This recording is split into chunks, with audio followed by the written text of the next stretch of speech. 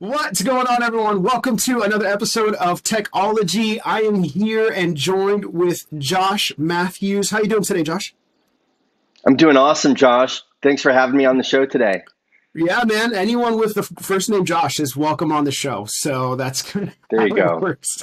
Yeah, that's awesome, man. Yeah, obviously you do Salesforce recruiting. I think your voice is very valid in the Salesforce space, and want to just chat with you and pick your brain on a couple things.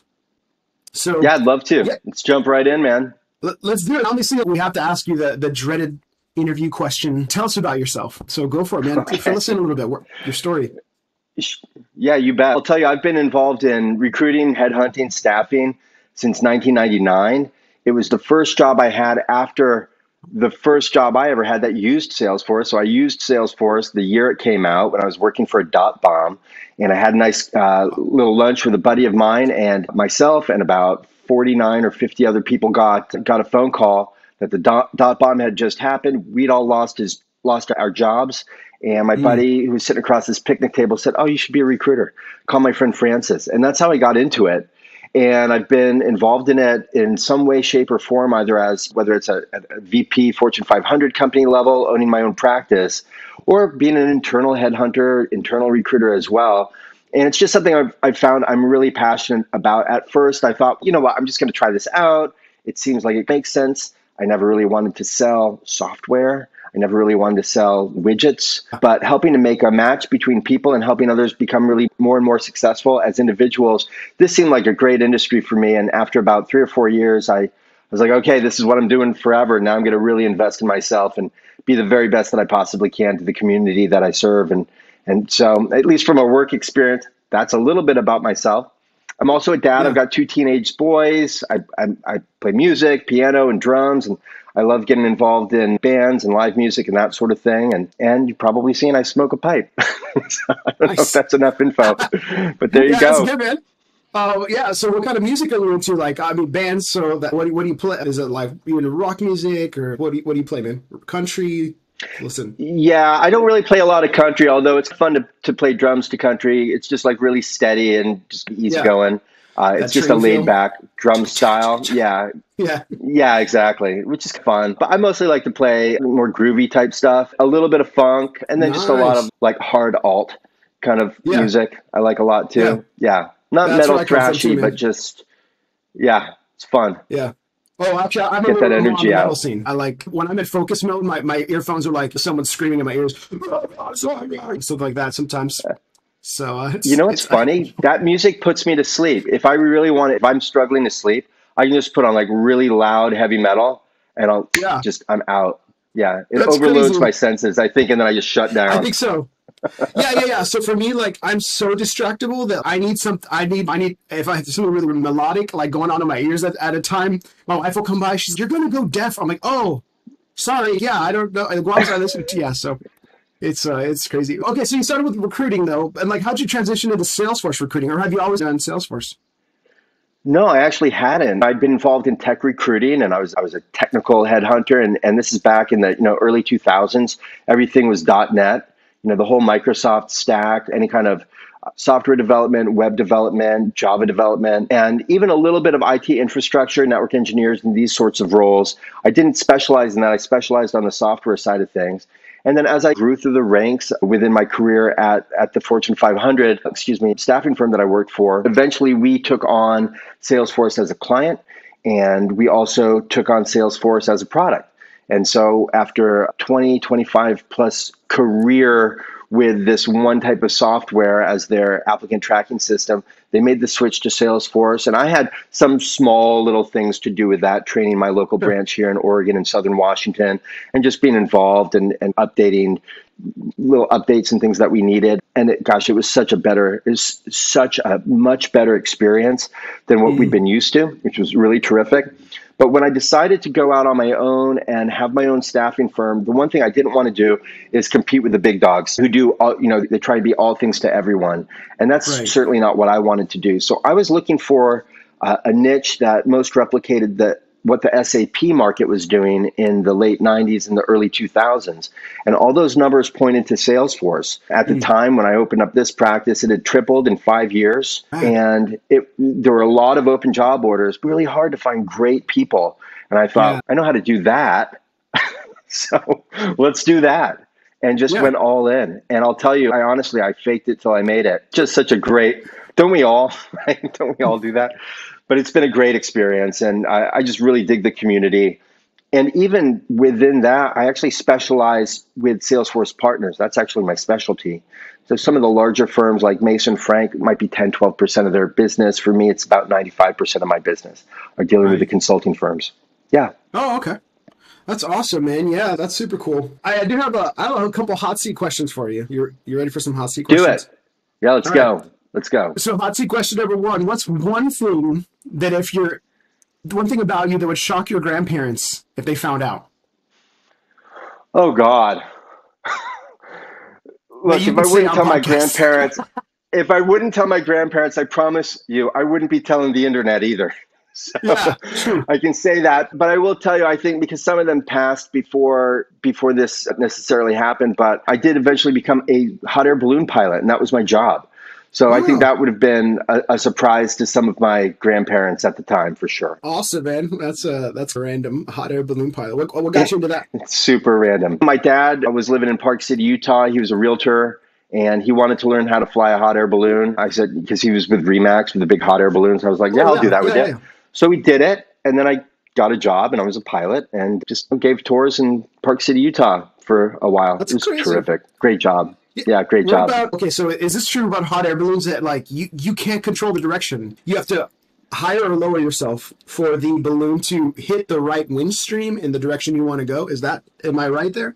That's what I thought I heard. Yeah, you're absolutely right. So the wind is moving at different directions at different levels, right? Mm-hmm. And when you're moving up through, as you launch, you're moving up through and you can get a feel for what the winds are doing. If you actually took your hand and just went like this in front of your face, that's a wind change. That's as much as you're going to feel because you're always moving with the wind. Right. So you can move up and 200 feet, it's coming from there, and 450 feet, it's coming from there, and that's 800 feet, it's coming from there. And so then you start to learn like mountain winds and how the wind flows around hills and homes and thermals and all this other kind of stuff. And you can get pretty accurate. I was pretty good. Wild, I was probably a better balloonist than I am a recruiter, to be honest. That's pretty wild. I think I'm too much of a control freak to not be able to be like, I need to know which direction I'm going. If it doesn't have a steering wheel, it freaks me out. Yeah. But that's why. Fixed wing would have been better for you. Let's actually jump into some questions about the recruiting industry a little bit. Sure. I think, a lot of my audience is people getting into technology and stepping into that space. So they might not even know what the recruiting industry, like how it works. Can you give us, 30-second overview or a couple minutes overview of what the industry 30 looks like? seconds. I could run 2 days on this subject. So the way the recruiting, it's okay. I'll give the quick one too, as best as I can. When it comes to recruiters, there are really two core kinds of recruiters. There are internal recruiters that work for a business. So you might have a whole team, 100, for instance, at Nike, they probably have, 200 internal recruiters that help to constantly feed the openings at Nike. And so they're employed by Nike and they tend not to get paid on commission. It's their job to source and screen candidates, and they're given different either functional roles that they always oversee, or they're given specific managers or divisions that they're responsible for. So they might have 40 or 50 people that are running technology, and then another 30 or 20 or 30 that are running accounting, and so on and so forth. And then you have agency recruiting. And agency recruiting can be divided into a couple different groups, but agency recruiting just means that a recruiter is paid a fee by the client, not by the candidate. Okay, and the client is the company that wants to hire someone. And they're typically given, not always, but the most common way that a recruiter is paid is they're paid a percentage of the person who is hired, their first year salary. Right. So we see anywhere from between 15 to 30% typically of someone's first year base salary is what a recruiter would be paid for. Think of it like being a realtor. They're making 3% for listing the house and 3% for selling as a buyer's agent. A recruiter typically at an agency might be doing one or both of those functions, but instead of 6% of $1 million home, right, they might be making 20% of $150,000 salary. So they might get $30,000 for identifying and placing that candidate. And there's Oh, some makes sort of sense. guarantee typically associated with it. And You're right. trust me, a lot of work, like a lot of work, a Yeah. lot of work to try and identify the best candidates available. Yeah. Yeah, man. I So know is developers that that is dodge that a short enough recruiters. overview? What's Yeah, that? yeah, yeah, yeah.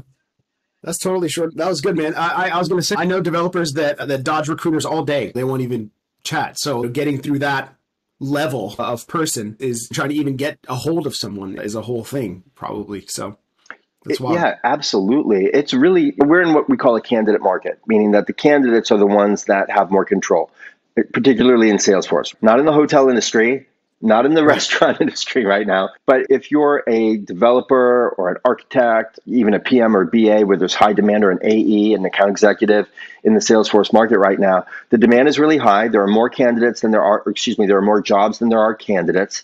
That ratchets up the cost of employment Mhm. for the companies. They need to pay more to be more attractive. They need to offer better benefits to be more attractive and really pull people from the passive candidate pool.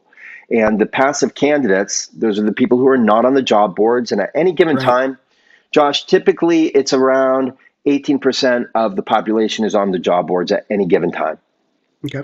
meaning that they're actively open to either looking for new employment or they're unemployed looking for new employment. But we don't see a lot of folks who are, I would say, citizens or green card holders in the United States who are on the job boards that much looking for work. They're typically employed, and a lot of them are pretty happy. They get inundated, 20 calls a day. It can get exhausting for them.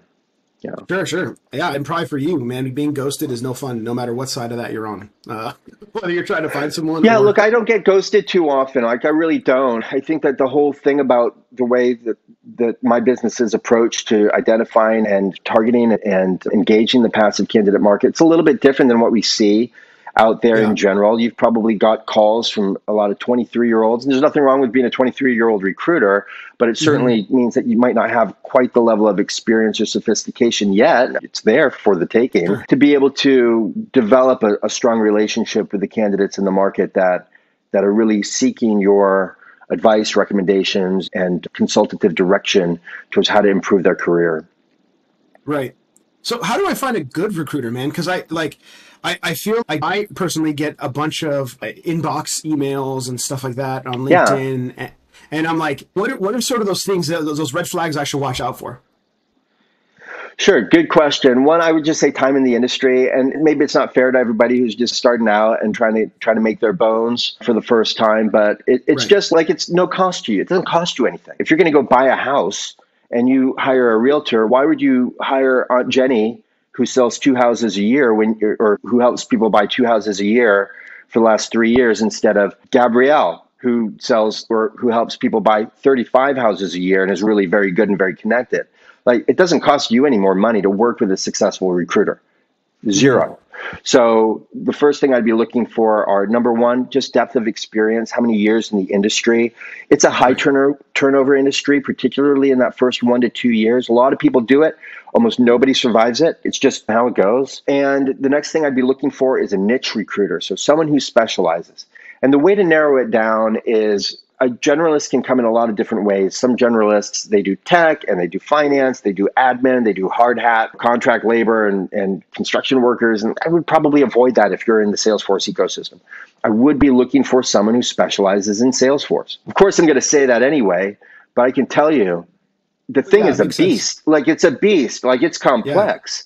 And hmm just because software development lifecycle and what DevOps means, and all of the other sort of ancillary tech speak that goes with software development or software and systems administration in general, doesn't mean that language is necessarily going to translate to connections with the right kinds of companies that you want to be connected to if the person's not niche. And I'm not the only niche Salesforce recruiter out there. There Sure. are others. There's a very big one that everybody knows about. There's some smaller individuals like Chris Hopper, who's a great guy.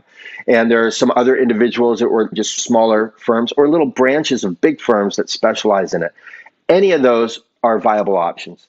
A Okay. company like mine, where we have this many clients that we serve, we're not going to have all whatever 6,000 openings in the country at any given time. You just aren't.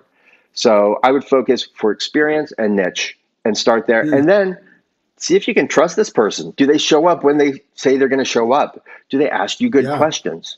Do they sound like the kind of person that a client is going to believe or listen to? And you can also ask them, what's your submittal to interview ratio?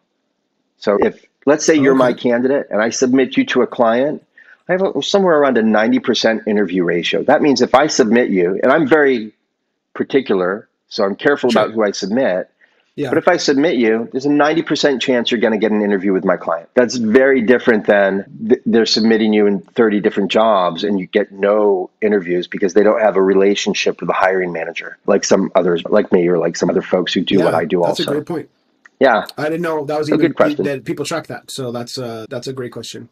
What do you think about like people from out of country? So I've been getting a lot of recruiters from Asia, like that are just like trying to, place me. And I'm like, that feels weird. Like, how are you going to find me a job? Like when, I don't know how, like, should we be wary of that, or what does that look like to you? Yeah, I'd be wary of it. I wouldn't work with them. Okay. Well, that's I easy. wouldn't work. And look, there are different reasons why. Now, here's been my experience. It's been actually, because I've worked with some of them in the past, maybe they've come to me because they need people. And we've looked at almost white labeling some of my candidates through them for contracts. But the reality is, more times than not, they don't even have the job locked down. Like they don't even have it. So they're telling you about a job. They saw that job on an ad. They don't have a contract with a hiring manager or with that firm. They're working for $4 or $5 an hour over there. Like they don't care. They're going to get paid no matter what. And I don't want to speak ill of, there's some really great recruiters that are overseas. There's nothing wrong with it. But you just have to really understand, do you have a direct relationship with the hiring manager? Why did the firm choose your company to represent you? How many other staffing firms are working with this specific client that you're competing against? So all of mine are exclusive. I think I have one client that's not exclusive. So if I get a job order, that job order is through me. That's it. Like it's not going to be at Mason Frank. It's not going to be at Robert Half. It's not going to be at Tech Systems. But typically with the overseas recruiters, they might have 15 other companies that are all trying to place someone on. So it's way more competition. Hence, the submittal to interview ratio is about that big, and it's just not worth your time. Yeah, no, that's a good point. So I guess some good advice would just be like, hey, you can enter into those relationships if you want, but be 10x more cautious and ask 10x more questions than not. Okay. Yeah. Look, I'm a big fan of efficiency. I don't think it's an efficient way to market yourself through overseas agencies. Yeah. So as a recruiter, like as a developer, like a recruiter for me, it helps me by giving me access into companies and pretty much direct access to hiring managers, no ATS systems, things like that. I guess I should, hopefully, hopefully, they might just be you in, Okay. Yeah. Well, how does a recruiter benefit me as a developer or as someone who wants to use a recruiter? What are the benefits for me? Sure. Yeah, you're not wrong. So access, if they actually have access to the hiring manager, or at least to someone in talent acquisition, and they actually have their ear and they're trusted. I think it's a good example to paint a picture like this. Let's say there's a large company. They want to hire a Salesforce developer. They send that out to their 8 preferred partners. Okay. Everyone scrambles. Now it's a foot race. Who can submit a candidate the fastest? Okay. Right. So that's what they get on the phone. They send out an email blast. And then they look on the job boards and they're activating the active candidate market as fast as possible. It's not always the best candidates there. Some of them are great, but the majority aren't. They're usually more junior and trying to level up quickly. Sure. They don't have, they might have a shared call. Like the way it actually works, Josh, they might get on a call with 8 other recruiters. They'll have 10 or 15 minutes to ask the hiring manager any questions that they want to ask. They're not allowed to share their name or their company. They're not allowed to email that hiring manager. They're not allowed to follow up directly with the hiring manager. All of that is very tightly controlled through talent acquisition or through human resources. And the reality is their chances of actually making a placement are somewhere in the 5 to 10% range. Okay. Got it. versus for me, it's about a 50 to 75% chance of placement, right? So it's very difficult, and you're up against a ton of different candidates. But where a recruiter can really help you, and this is, I think, the question you asked, sorry for No, that tangent, was all but super where a helpful. It's recruiter good to can really know. help you, yeah, if they're good and they're experienced, they can really take a look at your resume, identify and you've seen some of my videos, Yeah. identify some of the ways that you can help communicate your achievements and what your goals are and what you're all about, what you're known for, sort of those intangibles that are often left off of a resume. They can also get, for me, I just pick up this thing, I get a good candidate, and I just text a CEO at a fast growing company, hey, I've got your guy. Are you available at 9 o'clock tomorrow? Talk to my admin about it and let's get it booked. I haven't even sent the resume yet. There's a trust factor with the CEOs that I work with where I have direct line of communication, and I'm not the only one, other companies too, like other recruiters Sure, do sure, sure. too. And so when they have that, it's just like the fast lane, right? It's like getting Hmm. into the carpool lane and just flying past all the traffic. So a good Yeah. recruiter can do that, just like a good agent can land an actor into a really good movie. It's the same thing. Yeah, that's good. I like the real estate side of it. And then on your end, how you're compared to on your end though, you get your benefit is the kind of the salary. So you would make a commission. So it actually benefits you as a recruiter to get me like the highest salary, and because you get a percentage of that, and B, it actually benefits you to Well, make sure that I'm in a place that like is going to be a good fit for me. so part two, absolutely 100%. Part one, maybe not. Okay. Okay. I don't ever try, like, I literally don't. I'm always trying to get the right amount. I never try and jack up a candidate for more value just so I can squeeze out a little bit more commission ever, like at all, ever, because it has to be the right amount. If you're paid too much, the expectations on you might exceed your capabilities. And Mm-hmm. then there's going to be resentment. And not Mm-hmm. just from the people who are paying your salary, but from the people on the team who are like, we like him. He's a nice guy. He can do some stuff, Yeah. but his apex is not even close to what it should be for someone getting paid that. Now we get resentment. And God forbid, if the economy gets a cough and that company gets pneumonia, you're going to be the first person who gets fired because you're just not a value. Yeah, Do it's true. you know what I mean? So Mm-hmm. it's got to be enough that you feel like you're fairly compensated, but it can't be so much that the expectations exceed your capabilities. So it's really Yeah. about the right amount. Yeah. Yeah, that's great, man. So I want to let's transition real fast. In our Sure. space, in the Salesforce space, we have this kind of famous salary survey that gets passed around, and it's probably brought a lot of people into the Salesforce market when they see that Right. salary survey, and they're like, "Oh my gosh, they just pay people stupid amounts here." I would love to hear your opinion on some of the salary surveys that are floating around in the Salesforce space. Do you feel like they're accurate? Do they feel like they misrepresent like what you're actually seeing in job postings?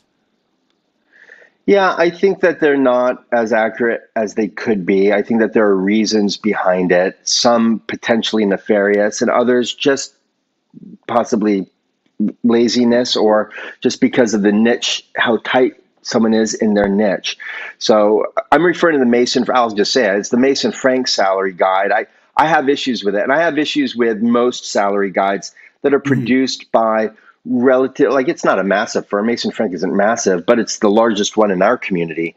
Right. And you can affect the market in a very powerful way to your benefit, right? To your benefit.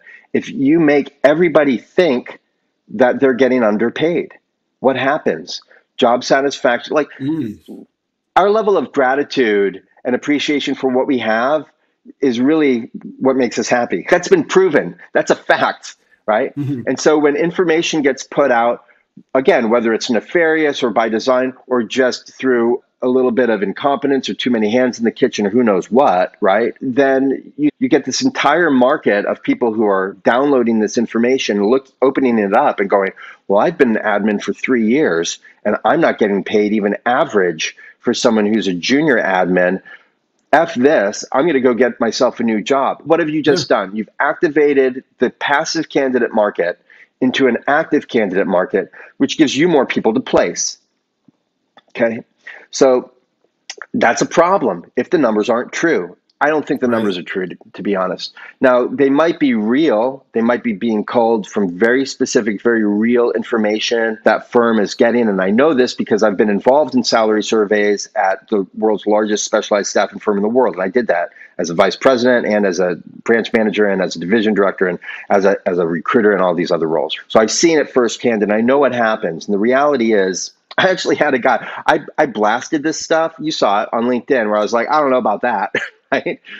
I got a call or I got a message from a vice president at a very large company who said that I had totally burned bridges when I put that out, when I lambasted the large salary surveys.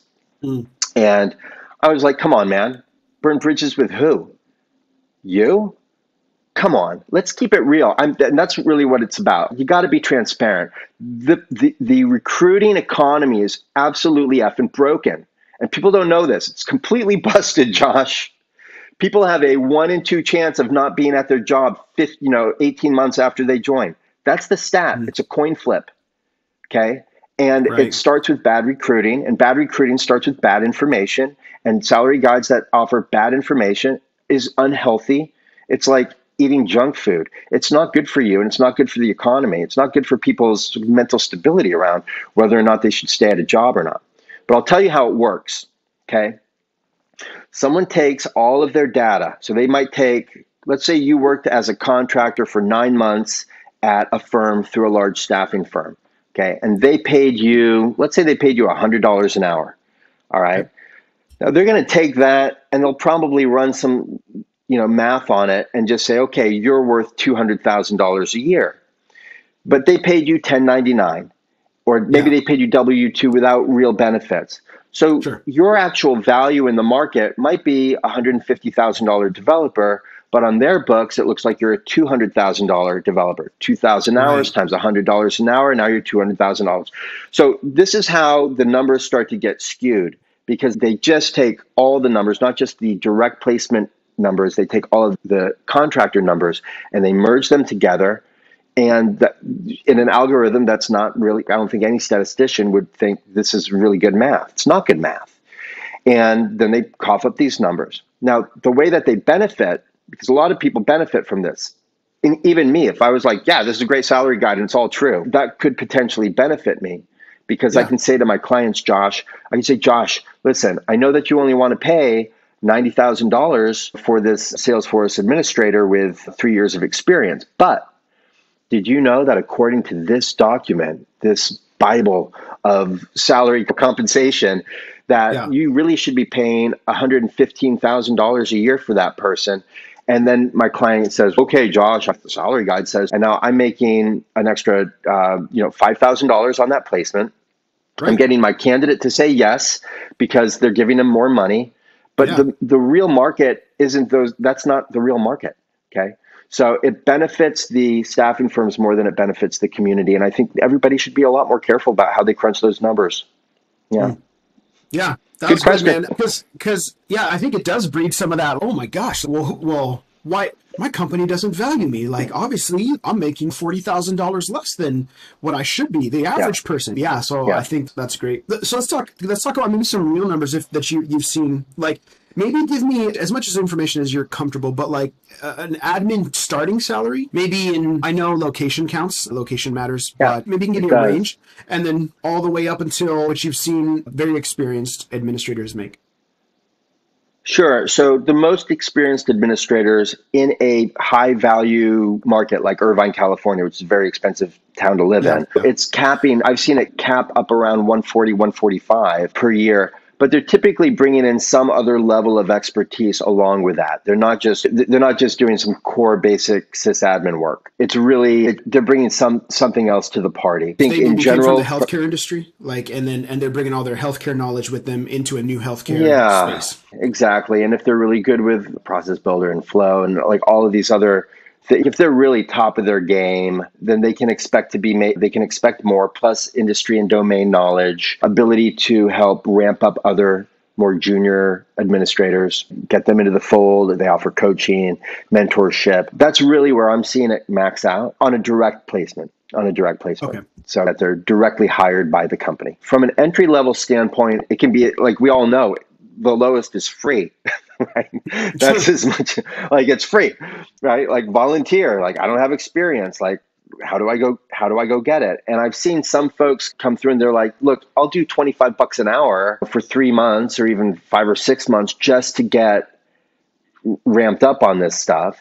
And then they're making 65 and 70 with maybe a year of experience. And again, it really depends. If someone's living in the outskirt, like the deep outskirts of Pittsburgh, that's going to be a lot different than someone who's working in the Beltway in DC.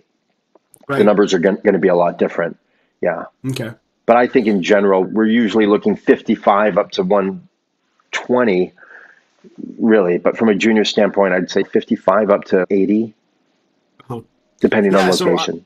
As a dev, we're a small town. I'm in Reading, so we're about 3 hours north of San Francisco, 2 hours north Reading. of Sacramento. Oh, okay, cool. Yeah. I heard are you in Oregon or in Washington? Portland. Yeah, Portland, Oregon. Oh, Portland. Yeah. Cool. Yeah. So not too far. But so small town, not a lot of tech companies out here. My first starting salary was, as a junior dev, was 55 a year. And that's where I started. Yeah. And how long was that, Josh? How long ago? 2.5 years ago. Okay. Yeah, 2.5 years ago, I made $55K for my first job. That's where I started, and I was so psyched to sign that paperwork. I was like, 55,000, heck yeah, man! So yeah, I'm in the money, baby. I'm gonna fill my mattress with money and roll in it. Right. So, yeah, because I lived so before I was in tech, I was actually a pastor, like a minister, and so I was in Southern California, in LA, and so I was making like 30,000, 32,000 with my 6 kids. In LA, it was. I don't know how you did it, man. Good for you. Yeah, good for you. It's incredible. It was a wild ride. But let's talk about dev numbers too. So, are dev numbers about that same range, or that sort of junior job in the 55 to what does that range look like for you? Yeah, so what I've seen, there are certain companies out there. A good example might be Eagle Creek Software. I want to say they're out of North Dakota. They'll hire people straight from college. Okay. Maybe they've got a little bit of a tech background. They will not pay them a lot. There are other companies like that. Some of my clients actually do that as well. They'll hire them straight from college, and then they'll put them through a lot of training. And so where they're sacrificing in actual, dollar value compensation, they are getting certifications, they're getting exposure, they're getting experience.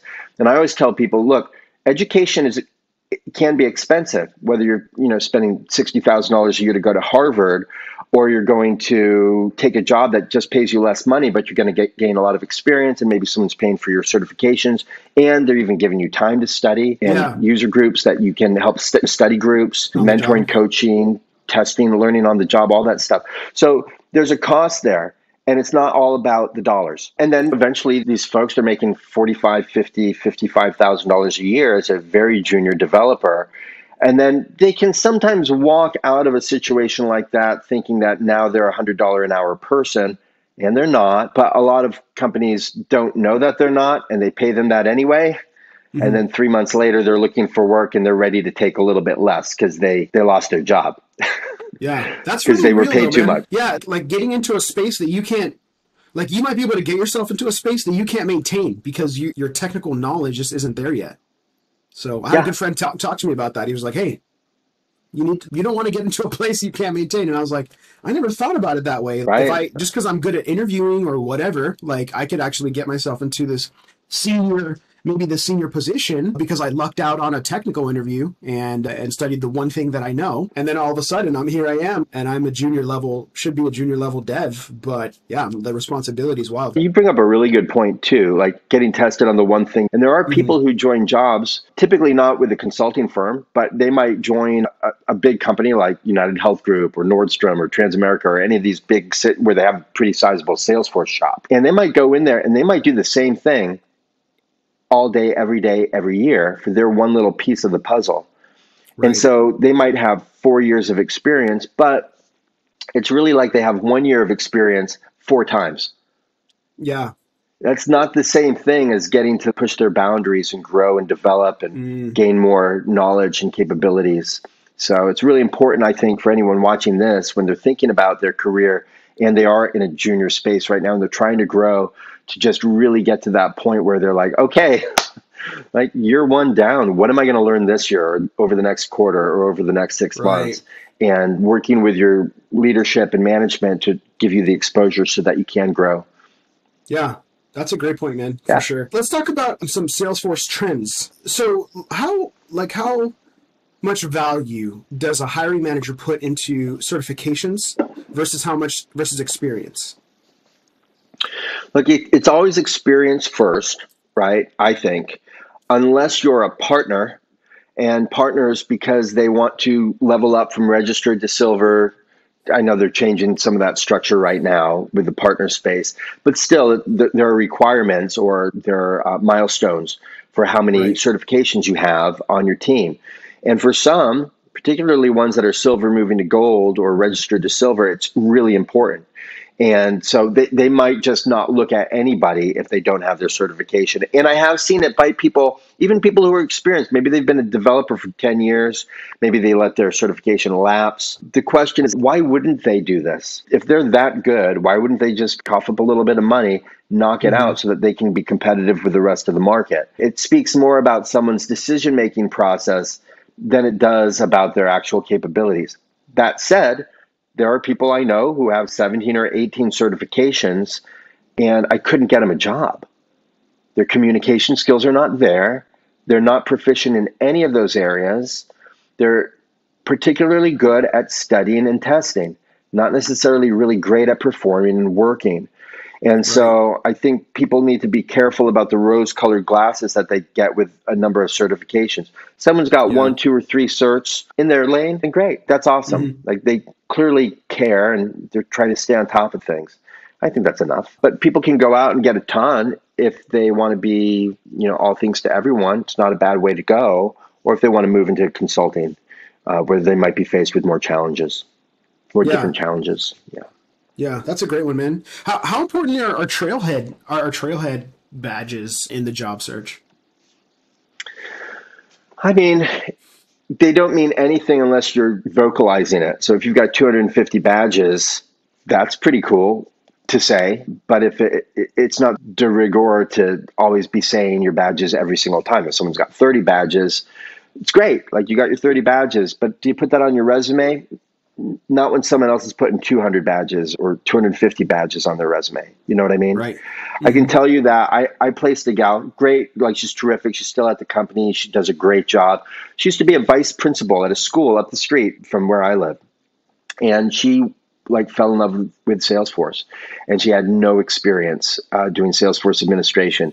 She did have 250 badges, and that was enough to demonstrate to the client, this person is committed. They're willing to learn. Plus, she had this really great professional experience as a vice principal. It's not the easiest job in the world, as you can imagine. You've got 6 kids, and just multiply that by, a couple hundred, along with those sort of professional, personal communication skills and consistency of demeanor with this clearly demonstrated passion for learning more and more about Salesforce. She landed the job.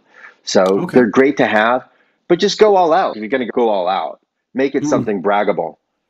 Right. Or just do it so that you learn something. And there's that too. Yeah. You might actually learn something, just be better at your job. Yeah, because here's the thing I'm seeing, I'm seeing these people that are 2X Rangers, 3X Rangers in the Salesforce space, and they're looking for work. And I'm like, that doesn't, how did you, you've obviously know something, in order to get through all these badges, you've learned something, transition that time that you're spending on Trailhead and maybe point it towards your job search, fixing your resume, learning, inputting on yourself, on how to answer questions. And because I just feel bad for them. That I'm are you doing this to land a job? Because if you are, you're probably spending a little too much energy in this area and not enough in this area. Right. You couldn't be more right about that. Absolutely. You couldn't be more right, Josh. It's getting a job is really complex. It's a lot more complex than I think people think. So I've done this before. I've got a vice president search for a partner right now, VP sales for the Salesforce practice. And I get all of these people, they're amazing. They've done crazy good numbers. They don't have Salesforce. They used Salesforce. They're not in the Salesforce ecosystem. And they're so confident that they can do the job. And I'm telling you, they can't, like not out of the box, they can't. There's no way Right. that they can. It's just impossible. They don't have the network. They don't have an understanding yet. And it's nothing bad about them. It's just they're searching in the wrong direction. They're looking at the wrong stuff. But people, it's complex. You've got to have the communication skills. Yeah. You have to be able to articulate your accomplishments. You have to be able to really be the people who are getting the jobs first are the ones who are like really not just authentic, but authentic and good. You could be an authentic a-hole. Like that's a possibility. You might not be very likable. You might not be likable. Or you might be self-centered. Right? That could come across that way. That's not you might good. not be, but it's how you present yourself. You're like, oh, that guy's ugh. So we had a good candidate a couple maybe about a year ago. Actually, we did a hiring freeze for COVID, but before COVID, we were looking for a UX person, and we had a couple great candidates we were really psyched about. But one candidate came across so whiny that I was just like, when he got done with my interview, I was like, do not hire this person. You're bringing drama onto the team. That's all you're going to be doing. I'm going to have to listen to him tell stories about you behind your back. Do not hire this person. Yeah. I think a lot of people forget, hey, first, like, work on your communication skill. You know what I do, man? Like, as corny as it is, I'll record myself. I have a webcam. Like, I'll just record myself answering questions, like doing that, trying to see, oh man, I stumble a lot. Oh man, I shouldn't do that or whatever. Like, you just learn so much. Like, work on that aspect, I think, is really important to be able to present yourself in a way that people are like, man, I gotta work with that person. That person's so rad. Like, they're so cool. And even if they don't have the experience that I specifically need for this thing, I can tell they're teachable. I can tell they're humble. I can tell that they're going to be a great addition to this team.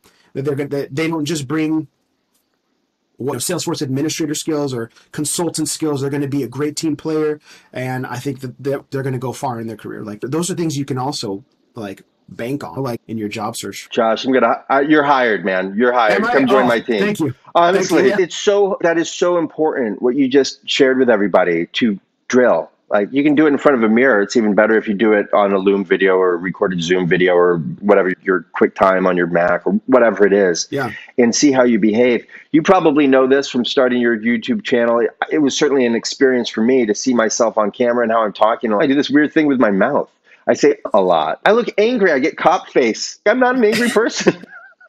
I get this cop face, and and you got to figure out, like, just have that mirror so that you can figure out how you're coming across. And it's always a work in progress to be able to get your message across without the interference of weird tics, habits, tone, all that stuff. So good. Yeah, man. Let's talk about some of these trends real fast. Oh, actually, I wanted to talk to you before we keep going. I have all these questions for you, but I've been having people ask me about this Revelant group. Are you familiar with them? No, I'm not.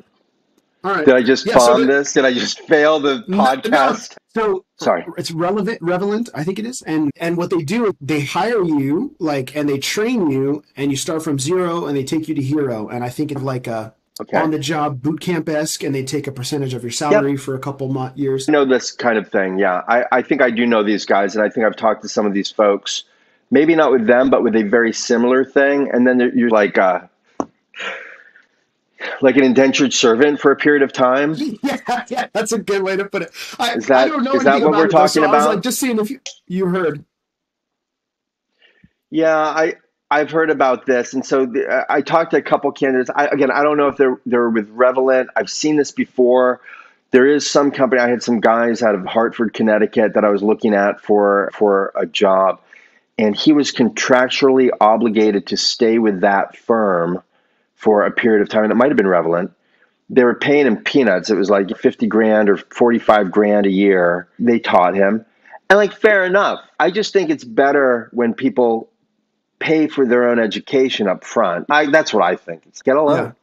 They're educational loans. Do something so that you can have control. Making someone indentured to you for a time period, not having that free will. Like, you and I are probably both love the freedoms that we have here in America, including like being able to leave a job. We don't want to stay there, or to be valued at a certain level if our value has increased. So I don't like this company store shit. I'm just not a big fan. Yeah. The other thing is I don't know, and again, I don't know this company, so I'm not saying anything bad about this company. I want to be clear about that. But that style of company, who knows how well they screen people to join them? Like, who knows? I was an art major. I was doing fine art and painting and drawing. There were kids graduating from college who couldn't do a simple self-portrait. They have a degree, a 4-year degree in art. They can't draw their own face. Yeah. Like, it's a crime. It's a crime. Yeah, right? that's true. Why would you let someone into a program that doesn't necessarily have the ability? And there's more to art than just drawing a portrait. But if you can't draw a portrait, you can't really make decisions based on what your capabilities are. You have to make decisions based on what you're not capable of doing. And that might be true for all things and all careers. But still, it's a travesty. So if you just get anyone in and maybe they're just not good at this. Look, ITT Tech. Like, some of these this isn't new, right? These companies they make money by bringing students in, trying to teach them something, but not everybody's geared towards technology. Yeah. Like me, I couldn't do what you do. Not in a million years, Josh, could I be a developer. I'd be like this. I'd be like, okay, here we go. Just fall asleep. I couldn't do it. But you know what, though? I will say, man, because I felt the same way. Like, I think there's a lot of stereotyping for like devs, and not that I'm against anything you just said, but like, it's more. I found out that there's actually a space for misfits in tech, because we're idea people. We're dreamers. Like, we're the reasons that things are beautiful. Like, and I don't quite fit that mold. Like, I've had a chat with a bunch of people like, I don't think this is for me, and I'm like, maybe. Like, that might be true, and I definitely believe that like tech and development is not for everyone. Give it a shot first. But know that if you are a misfit and you feel like I don't fit, like, there's actually might be space for you. The reason I got my job that I got now is because I love beauty and I love making things beautiful. And when I showed off like my portfolio on the things that I've built before, they were like, they literally, my hiring manager literally stopped the interview. He's like, stop. And he ran out of the room. And I'm like, okay. And then he comes back a couple minutes later and he brings in some of the team. He's like, this is what we can build on Salesforce, something like this. Like, you see this? And that's so awesome. I was like, this interview's going really well. Yes. But yeah, so anyways, man, I just want to, for those of you that have felt like you might be misfits, my point, for whoever's listening to this in the future. But yeah, trends, man. I'm going to ask you like quick fire questions. Give me your opinion on each of these, if you would.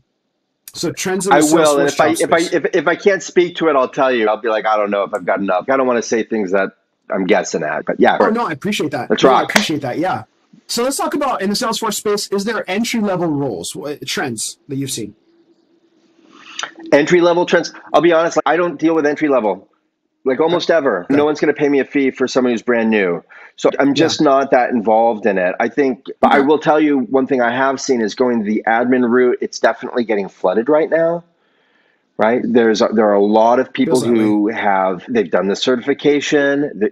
They're struggling to even find volunteer work where they can hone their skills. It's a real challenge for them. If they can push towards development for those where they're so inclined, people who want to work with symbolic language and things like that, like where it's more a natural fit for them, I think that's great. Or they can look at the sales side, getting into selling Salesforce or selling consulting. They can do that, or even project management, right? Or business analysis. There are a lot of different ways to get involved in the Salesforce ecosystem other than admin and thinking that you're going to just get it and next year you're going to make $85,000, $90,000 a year. I think that's a dream that's not being fulfilled as much as people thought it would be right now. So I just be careful. Be careful. Okay.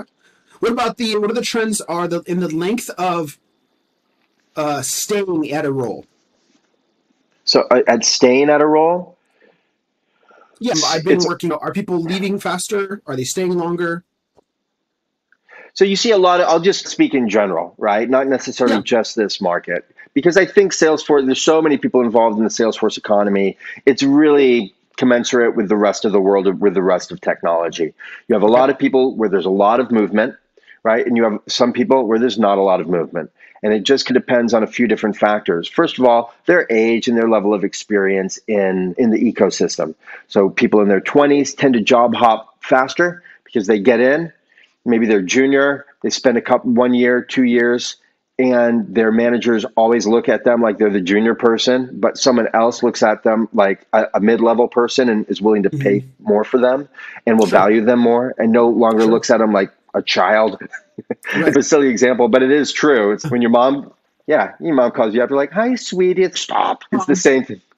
Yeah, I'm almost 50, okay? So, there's that thing. So we see a lot more movement and job hopping in people's 20s. We also see a lot less consideration around people get so excited about getting a new job or getting involved in a new job or getting even like a 10 or 15 or $20,000 pay raise that they just become blind. This is where we actually get biased. We stop taking input in that might dissuade us from this view or opinion that we've already formulated, and we formulated it really quickly. So we're not asking the important questions. Are you guys involved in possibly a merger or acquisition anytime in the next 6 months that I should know about?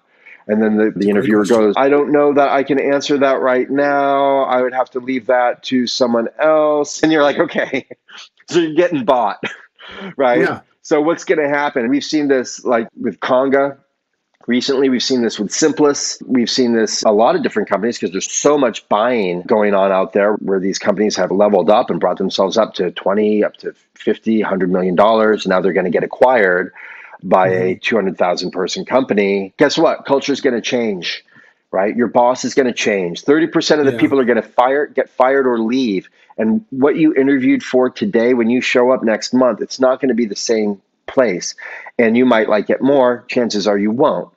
So otherwise you'd have interviewed for that company. It'd be a different experience. So people really need to be guarded. And I think the best thing that they can do to prevent too much job hopping is just ask people, what will I wish I'd asked today that I'm going to find out 90 days from now if I join? Just tell me that. What's the dirt? Come on. Yeah. Yeah, tell no, me. that's real, man. Yeah, I think culture is so a lot of people just when you're looking for a job. It is. Yeah, it is. It is. Think about all the people who just joined Acumen in the last 6 months, only to find out that it's purchased by Salesforce. And now what? It might be awesome for them. It might be great. Some people are going to be totally stoked. And I know for a fact some people are not stoked at all. Yeah. It's not where they wanted to work. So the acquisition thing is really important to pay attention to, for sure. I answered the question. Length of stay in roles. Are you seeing more? What are the trends in remote work versus non-remote work? I know this was a weird year for that, but yeah. Yeah, it's mostly remote, right? I think all but one of my placements ever have been remote. Now, they might have a little bit of, you got to do a little travel after COVID, go to Dreamforce, go meet clients in New York City, that kind of stuff. But for the most part, at least because I work in the partner space, it's almost all remote. And the clients that I work with, the few clients that I work with that are not partners, they're customers or Salesforce customers, they are still leaning more towards having people in the office. There's less trust. It's just what they're used to doing. And even though, because Salesforce people are set up to work in the cloud and can work remotely, but not all other functions are. So they want to be fair to everybody else and make Salesforce people have a commute. Yeah. What are the trends in salaries moving? Higher or lower or stay about the same the last couple of years? Yeah, higher. Yeah, higher. Definitely higher. They're moving up quickly. I've seen where a Salesforce developer might be, and again, I'm talking citizens, green card holders. The trends are very different for the extremely large, massive H-1B corp to corp developer market. Those those rates are very low. They don't pay that much higher risk for employers. And it's probably a whole other podcast. But so for citizen green card holders, the numbers are going up dramatically. I think folks that were looking at 100, 110 for a dev role now, they're like, 130 plus 20% bonus, or I'm not even going to talk. A year later, it's, wow, they're giving out 25% pay raises year over year. Not all companies, but some. It's like it's happening. Yeah. Right? It just depends on how hungry you are. The challenge, Josh, is that not all companies have adjusted their pricing to their customers so that they can afford that. And so they do try and make up for it. And look, it's just a 40-hour work week. For real. 5 o'clock, go be with your family. It's one of the best benefits out there. Yeah. Yeah, I'm all work-life balance, man. I've had some stupid numbers come in. I think one was for 170, a role for 170. I'm too junior for a role like that. I think I don't know what the heck they were looking for, but I was like 170. But then I started reading through some of the job description and I was like, oh, I'm going to be married to work. I was like, nah, I don't even want to have a conversation with you as a Yeah. recruiter. But No, we can't buy more time with our kids. That's not yeah, something that we can do. Yeah. yeah. What are have you seen any huge openings in certain specific markets within Salesforce, like maybe CPQ or Marketing Cloud? Are there trends in that? Where are they? Yeah. Yeah, absolutely. Marketing Cloud is growing. CPQ is definitely growing. I've Hmm. seen it's a much smaller little subset, but Field Service Lightning is also growing, Yeah, particularly with COVID, because it makes a lot of sense, right? If you're Roto yeah. Rooter and you don't want to hand them a clipboard to sign, you can do everything electronically utilizing a system like FSL. That's been great. I think CPQ's been growing like pretty well over the last several years. And financial services is a big one too. Hmm. Health, of course. Also, I like they're honestly, man, they're all growing. like, Yeah, yeah. like it's all doing pretty Okay. well. It's all like blowing up, right? The Yeah, numbers are crazy on everything. But I do think it might make sense for some folks to specialize. You tend to make more money if you yeah. specialize. Just specialize in the thing that you love. Don't do FSL if you love CPQ, right? Don't do Yeah, CPQ if you love Marketing Cloud. right. Commerce Cloud, B2B and B2C Commerce Cloud, that's gotten bigger. Really hard to find people who know that stuff, right? Mm. Demandware and Cloud Craze were the original companies on those. So people who have any exposure to that and doing that, they're going to find lots of opportunities out there for sure. Cool. Are there more candidates, and are they better, or what's the quality of candidates that you're seeing? Oh gosh, no, there are not more candidates. There are more people in the ecosystem, but there are also more jobs, and the number of job openings is outstripping citizen candidates and green card candidates. There are tons and tons of candidates who are on H-1B or on corp to corp. It's very treacherous and difficult to sift through and identify the good ones. It's a lot of Yeah, work. They're out there. There's some amazing people, like truly amazing people, but it's very difficult because there are a lot of people who they're dishonest, and yeah. companies that are dishonest about their candidates as well. I can see So that. you've just got to be super careful. But yeah, the demand is there. I've got, I don't know how many openings I've got right now, 20. And I have to be like, okay, no more, no more. Yeah, yeah, yeah. I That's need to fill awesome. these. Let's get a Yeah, phone. Yeah, yeah, we yeah. filled 3 roles last week. It's Okay. busy. Things are cranking. Things are That's cranking. awesome. Yeah, it's Congratulations, good. man. Yeah. You do good work, man. Thanks. I like your frankness and just being real, and just I enjoy all those things about whenever you are speaking up in the conversation. You put your opinion out there. I'm like, it's refreshing. It's not like marketing. I don't know. Sometimes you're frank, so but I like that about you. I like that about you Last too, two buddy. questions. Thanks, man. Yeah. Two questions. Now it's already been an hour, so I've actually really enjoyed this. Okay. But let's finish up with two more questions. Sure. Let's do So it. Salesforce keeps releasing all these certifications. So what are the trends in, like, how many certs to be viable in that space? What does that look like to you? Like it really depends. If you're an architect, you're going to want your PD2 at least, and maybe some one or two other things, right? Like it Okay. can be Yeah. helpful. But a lot of companies are like, look, you don't have to have all the certs. I've got like one of my clients that I'm exclusive with. They're like, look, you need to show up with your PD1. Just show up with that, and then within 6 months, you're going to need to have to pass these 2 or 3 other certifications. And by the way, we're going to give you an extra $250 or $500 per month on your salary for every certification that you add, because it Mm, brings that much more value to them as a Salesforce partner right. or as a PDO. Okay, so I don't know, one cert, that's a good place to One's good enough. start. Yeah. Yeah, one's good. 2, 3. There are a lot that will ask for everything, right? Like I've got some clients that are like, yeah, we want these 7 certs. Like, why? They're only going to be doing this one thing. And you got to figure out like those. So you want to mix of technical and functional certifications. I don't know if that's the best way to go. Not really, right? Hmm. So I think if someone gets people just have to do what fits into their life at the end of the Right. day, Yeah. right? You need more certs. I don't say that to people unless they have none. Unless they have Right. none.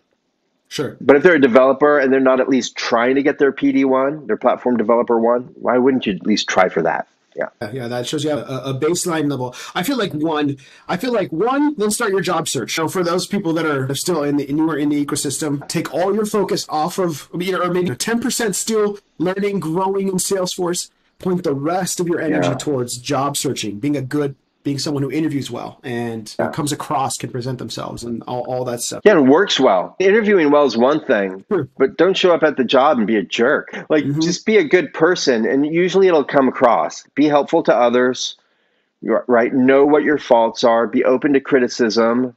Try not to be overly defensive. People might have a point, right? They might have a point about you. Yeah. Be open to it, right? Like, they might be right. Sometimes the whole world knows what your problem is, and you won't listen. And there are definitely Yeah. candidates like that. So just be open to the criticism. And I recommend anyone going out on the job search, whether you're coming from being a barista at a coffee shop or coming from a vice president of the Salesforce practice, is to go to your boss and say, what was I good at? What would you have liked to see me improve on? Where did I completely just bomb it? Tell me, if you could change one thing about me, hit me, tell me. I need to know. Yeah. What would that be? Find out what other people think about you. I think it's really important. Yeah. Yeah, I'm totally And with then you, work man. on it. Yep. Great, man. It's been an hour and 10. I want to, be respectful to your time. I super appreciate everything you've shared. I think this is going to be really helpful for people as they're trying to figure out, where do I fit in the Salesforce ecosystem? And hopefully Sure. we're going to help some people land some cool jobs. But I need to know, man, where can people, how can they get a hold of you? Like, how can they find you? Like, pump up your own stuff for a few minutes. And so that way if Sure. candidates are Yeah, looking no, for a cool recruiter. of course. Thanks, Josh. Before I say all that stuff, thanks so much for having me on here. It's great to connect with you. I thought Yeah, you you too, man. did an amazing job doing an interview. If you ever want to become a Salesforce recruiter, you just tap me on the shoulder first, please. You'd be more than welcome here. Thank you. As far as resources for my YouTube channel, I don't push out too much information, but there's some good valuable videos out there at Josh Force. Just go to YouTube, type in Josh Force. You can go to my website, which is thesalesforcerecruiter.com, and I have job openings on there. You can do a general application to be in my database. You can apply directly for specific roles, exclusive jobs that we have with our Salesforce clients. And you can find me on LinkedIn. You can type in Endeavor Staffing, that's my business, or you can type in my name, Joshua Matthews or Josh Matthews, and I'll probably come right up. And then you just go ahead and reach out. I'm more than happy to connect with anyone in the Salesforce economy and be connected and be what help I can. And Josh, if I can say, I'm going to do a little plug. I'm starting a new Clubhouse room. So for those of you out there who are familiar with Clubhouse, I'll be starting a new Clubhouse. It's going to be on at 9 o'clock Pacific time. I believe it's 9 o'clock. Yeah, 9 o'clock Pacific time on Tuesdays. That starts a week from tomorrow. And I'm also going to have Chris Hopper on there and other people. Josh, it'd be great to have you on there as a moderator too. And this is just going to be all about, it's just an open dialogue. People can pipe up, ask questions about Salesforce careers and how to navigate them. And I'm really looking forward to hosting that. So you can type Josh Force into Clubhouse and find me there too. Rad. That's awesome, man. Hey, thank you so much for all your knowledge, all your industry experience you just poured out. Hopefully, I think this will definitely be helpful to some of our viewers, man. So you have a great day. You too. Thanks, Josh. All right. Okay, so I stopped the recording.